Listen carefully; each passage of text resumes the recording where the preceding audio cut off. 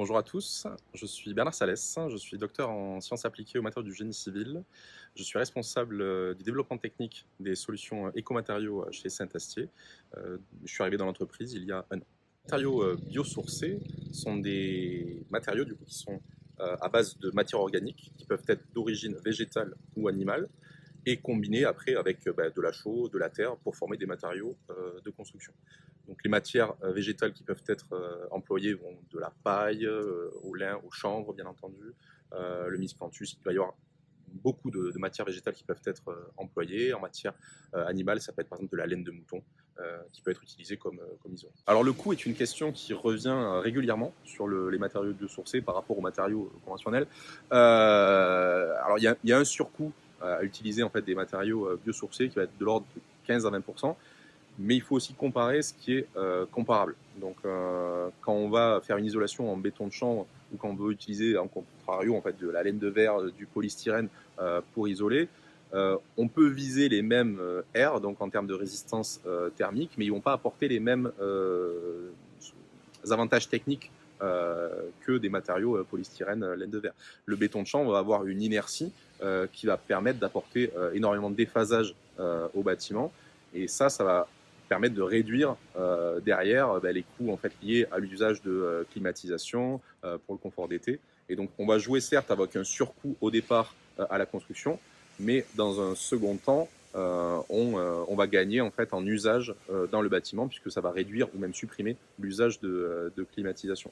Donc la partie déphasage, donc il faut comparer donc ce qui est comparable parce que le déphasage, si on voulait le même avec de la laine de verre, avec du polystyrène, il faudrait des épaisseurs en fait énormes pour obtenir la même chose et donc un surcoût de ces matériaux-là également. Donc il faut regarder ce qu'on compare.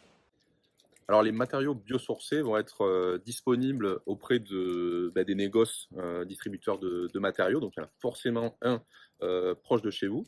Ça va être vraiment des négoces généralistes sur les matériaux. Donc vous avez les deux types de négoces. Il va y avoir des négoces généralistes qui vont proposer des matériaux biosourcés, où vous pouvez trouver de la chaîne botte en sac avec la chaux ou le bâti-chambre qui va aller avec. Vous allez avoir aussi des négoces spécialisés, donc négoces de matériaux biosourcés spécialisés, qui vont proposer exclusivement ces types de matériaux, et où vous allez pouvoir aussi trouver nos matériaux chez eux. Pour tout ce qui est application chaux-chanvre, on peut utiliser donc différents types de chaux. Chez Saint-Astier, on va vous proposer déjà la NHL2, donc la terre et chaux, que vous pouvez retrouver juste en dessous. Vous avez aussi donc utilisé un liant formulé, donc tout ce qui est gamme bâti-chanvre également. Donc vous allez voir le bâti-chanvre pour toutes les applications béton de chanvre, bâti-chanvre isole qui permet d'atteindre des valeurs de conductivité thermique qui vont être supérieures. Vous avez aussi certains produits spécifiques comme le bâti-chanvre BLTS, donc blanc tout support, pour des applications qui nécessitent une bonne compatibilité avec les produits plâtres. Oui, en un mot, oui. De façon très simple, on peut mélanger les applications biosourcées et neuves à partir du moment où on respecte la perméabilité du bâti. C'est-à-dire on ne va pas emprisonner un matériau biosourcé entre deux parois imperméables, puisque l'humidité va se retrouver bloquée à l'intérieur, et ça, on ne le souhaite pas. Donc on va permettre au moins les échanges d'humidité sur une des parois en faisant un enduit chaud, en utilisant un paroi qui est perméable à la vapeur d'eau. Alors les matériaux biosourcés ont une très bonne durabilité, aussi bonne, voire même meilleure en fait que certains matériaux conventionnels qui peuvent se dégrader dans le temps. À partir du moment où on évite en fait l'humidité forcément dans les parois, ils vont très bien résister en fait dans le temps. Le meilleur exemple que je vais avoir à citer, ça va être la maison Feuillette du coup qui est à Paris, qui est une maison en mode de paille et qui a fêté ses 100 ans. Et les bottes de paille sont toujours intactes avec une paille qui est jaune. Donc le matériau paille en fait va vraiment avoir une durée de vie très longue à partir du moment où on le protège de l'humidité avec un parement, avec un enduit, pour éviter justement l'arrivée en fait d'eau qui peut après dégrader l'isolant. Pour le béton de chanvre, ça va être de la même façon, mais c'est un matériau qui existe depuis moins longtemps que la botte de paille, mais on a quand même un recul sur une trentaine, quarantaine d'années pour les vraiment toutes premières maisons qui sont construites en béton de chanvre et qui ont montré en fait que le matériau vieillit très bien dans le temps. Et d'ailleurs, ben, on assure en fait au niveau construction une très bonne durée de vie au niveau de ces matériaux, même s'ils utilisent des matériaux biosourcés. Alors les matériaux biosourcés vont très bien résister à l'incendie. Alors je ne vais pas parler de tous les matériaux biosourcés, en tout cas le béton de chanvre et la botte de paille à partir du moment où les solutions sont enduites. Donc quand on a un enduit à la chaux en fait, qui vient protéger la surface, on va avoir une très bonne résistance au feu. Pour le béton de chanvre, on a caractérisé l'ensemble de son comportement. Donc le béton de chanvre est BS1 D0, donc très difficilement inflammable. Il est EI, donc étanchéité isolation 240. Donc pendant 4 heures, on a ce comportement qui va être maintenu. Et il y a aussi donc tous les essais, les Pierre 2 qui ont été effectués. Donc il y a un essai de propagation d'incendie. Donc c'est un essai à échelle réelle. On met l'incendie au rez-de-chaussée, on regarde comment le feu se propage sur l'étage du dessus. Et là, donc, à la fois le béton de chanvre avec un parement enduit à la chaux et la botte de paille avec le même type de parement ont montré en fait un très bon comportement lors de la propagation d'un incendie, avec au bout de l'essai la possibilité en fait pour les occupants d'évacuer le bâtiment en cas d'incendie de façon sécurisée. Pour la partie résistance aux insectes, aux rongeurs, donc pareil, le matériau est dépourvu en fait d'attrait pour ces animaux, puisqu'il n'y a pas de grains en fait qui vont pouvoir rechercher. Et dans le cas du béton de chanvre, les particules sont liées les unes aux autres, donc par la chaux, qui va permettre en fait de rendre impossible la circulation de rongeurs dans le matériau, et les insectes ne vont pas chercher à attaquer non plus ce matériau qui est protégé totalement par la chaux, et de toute façon c'était pas un matériau qui les attirait. Les termites ne sont pas plus attirés par le béton de chanvre d'ailleurs. Alors bien entendu, à partir du moment où on respecte certains critères, je vais prendre 2 exemples. Le premier, ça va être la construction en béton de chanvre, donc tout ce qui est application à base de chaux et de chanvre, donc enduit et béton de chanvre, sont couverts par les règles pro de construire en chanvre.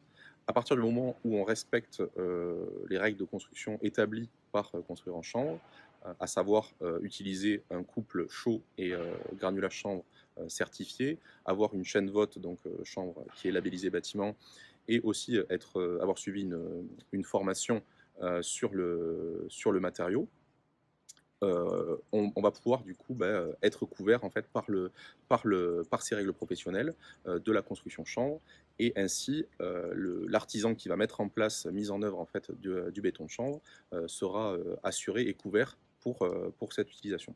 Un autre exemple, ça va être la construction en botte de paille, qui est également encadrée par des règles professionnelles. Et donc les artisans qui mettent en œuvre cet isolant en botte de paille, qui peut être enduit à base de chaux, bien sûr, vont être assurés en fait pour ces applications. Alors, la nouvelle réglementation thermique est plus que thermique, puisque du coup, on parle de la RE 2020, donc RE 2020, qui est une réglementation environnementale, donc qui va au-delà des aspects thermiques, puisqu'elle va regarder à la fois, comme la RT 2012, certains éléments en termes de résistance thermique du bâtiment, mais vont s'ajouter à ça notamment tout ce qui va être impact environnemental, avec le critère IC, donc impact carbone.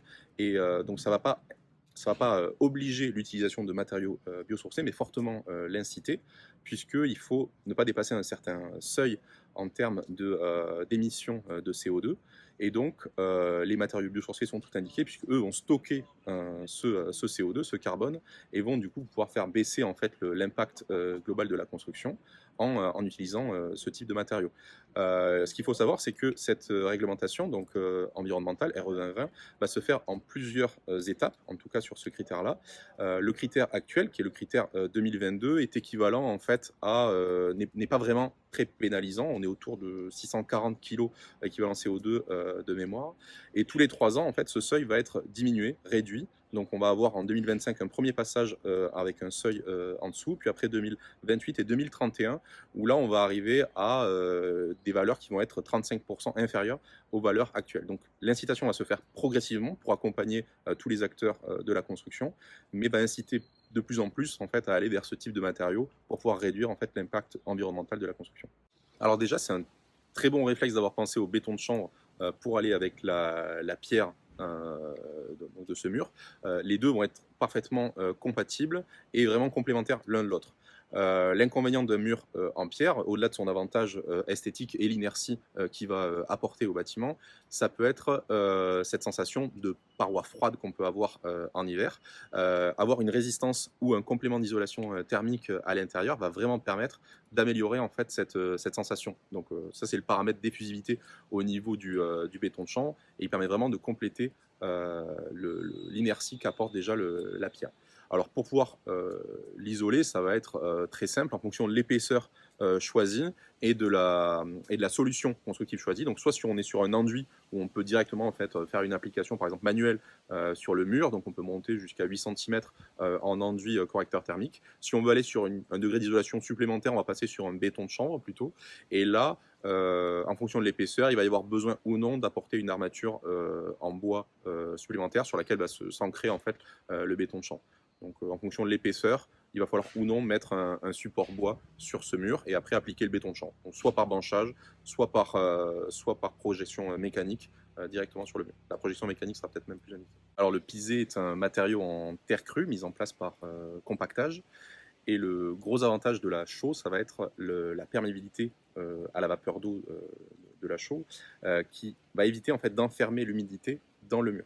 Le mur en pisé, en terre crue, est un mur du coup qui va échanger en fait l'humidité de l'eau avec le milieu ambiant. Et il faut à tout prix éviter d'emprisonner en fait cette eau dans le mur. Et la chaux va permettre justement de permettre la régulation en termes d'humidité au niveau du mur. Donc que ce soit un enduit à la chaux ou alors un complément d'isolation qui peut être fait avec de la chaux et du chanvre par exemple. Alors pour finir cette présentation, déjà merci à tous pour vos questions. N'hésitez pas à nous solliciter en fait en tant que partie technique donc pour vos questions sur ces matériaux qui, vous l'avez vu en fait, respectent vraiment tous les avantages du bâti avec une bonne perméabilité, isolant. Ils vont avoir des très bons déphasages. On n'a pas parlé aussi des propriétés acoustiques, mais c'est des matériaux qui sont aussi vraiment très intéressants d'un point de vue isolation phonique.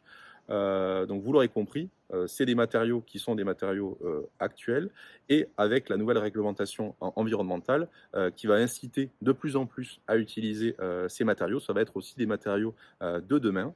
Et en incitant davantage leurs usages, ils vont vraiment se démocratiser, ce qui fera aussi diminuer leurs coûts. Donc n'hésitez pas à vous rapprocher de vos responsables technico-commerciaux de chez Saint-Astier pour toutes vos questions sur la partie matériaux biosourcés.